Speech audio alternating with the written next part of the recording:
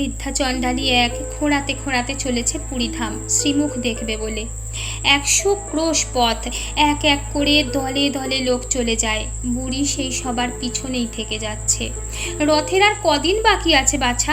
জিজ্ঞাসা করলে কেউ বা উত্তর দেয়, কেউ বা উপহাস করে, তবুও বুড়ি চলে। যখন আর রথের মাত্র 2 দিন বাকি, বুড়ি কোনো মতে এসে পৌঁছলো কটকের কাছে।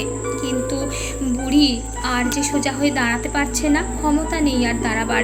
জীর্ণ শীর্ণ দেহখানি নিয়ে হামা দিয়ে চলেছে এবার। রাত পোহালেই যে রথ, ওই শ্রীমুখ একবার তাকে দেখতেই হবে। কাঙালের ঠাকুর রথে চড়লেন।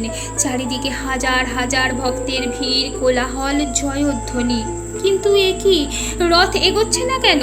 যত পালোয়ান এসে টানতে লাগলো রথের রশি, এক চুল রথ এগোলো না। প্রধান পাণ্ডা কেঁদে লুটিয়ে পড়ল ধুলোয়। হে প্রভু, এ কি হলো? তারপর জানতে পারলো প্রবল এক ভক্ত রথকে পিছন থেকে টানছে। সেই বলের কাছে, সেই শক্তির কাছে হাজার হাজার হাতির বল তুচ্ছ।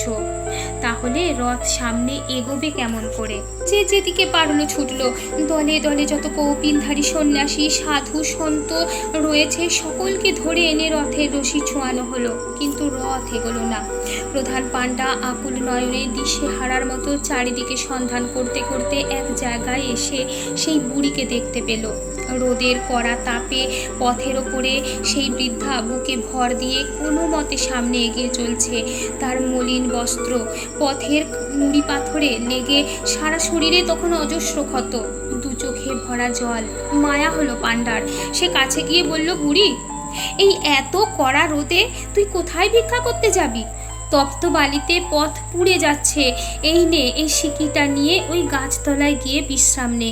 বুড়ি বলে, বাবা, বাবা গো, বলো কবে রথ? আমি পয়সা চাই না, আমি শ্রীমুখ দেখতে চাই। শুনে ব্রাহ্মণ কাঁদতে কাঁদতে বৃদ্ধাকে বুকে জড়িয়ে ধরে বলে, পেয়েছি পেয়েছি। সে ছুটল পুরীর দিকে। বুড়ি বলে, বাবা, ছেড়ে দাও, ছেড়ে দাও আমায়, আমি নিচু জাত, আমি চাঁড়াল। ব্রাহ্মণ বলে, মা, তোর মতো ভক্ত কজন আছে বল? কোলে করে বৃদ্ধাকে আনা হলো রথের সামনে। কাঁপা কাঁপা হাতে যখন রথের রশি সে ছুঁলো, তরতর করে চলতে লাগলো থেমে থাকা রথ। তিনি যে স্বয়ং জগন্নাথ, তিনি ভক্তের ভগবান।